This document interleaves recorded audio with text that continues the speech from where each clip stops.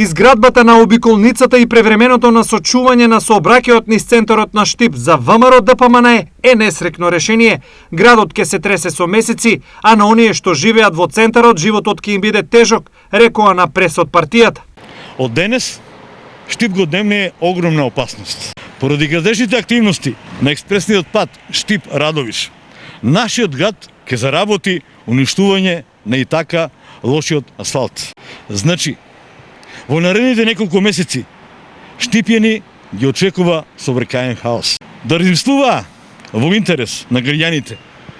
Сигурно требаше најпрво да најдат соодветно решение за движење на сите возила, така и најголемите товарни возила со носивост на 10 тона, кои нема да влегуваат во градското подрачје. Но штипскиот министер, очигледно поддржан од штипскиот градоначалник, го креира најлошото можно решение.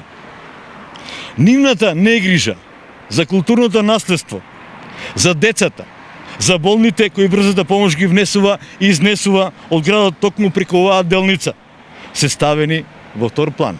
Целата постапка е однапред планирана и предвидена, а Штип и штипјани ќе живеат мирно. За кратко, целиот регион ќе добие нов, експресен и безбеден пат, реплицираа од СДСМ. Првата фаза од експресниот пат Штип-Радовиш е веќе завршена. Тој пат веќе го користат граѓаните на Штип и на истокот. И тоа на нивно големо задоволство. Со соодветна механизација и работа, мошне брзо ќе биде комплетирана и втората фаза од овој експресен пат. Од ВМРО ДПМН може да се обидуваат, но нема да успеат да направат негативен спин за изградбата на патиштата кои поврзуваат и ги олеснуваат секојдневието на сите. Измената на овој сообраќајен режим е најавена уште при изградбата на првата фаза на овој експресен пат, со што апелираме повторно до граѓаните да бидат одговорни и трпеливи со една заедничка цел – нов и модерен експресен пат кој е од интерес на сите граѓани. Изградбата на патот представува модернизација на патната инфраструктура во источниот дел на државата и е од огромно значење и за економскиот развој на овој регион.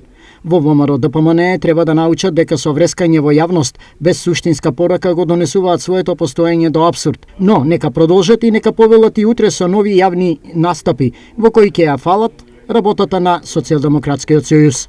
Стои во соопштението.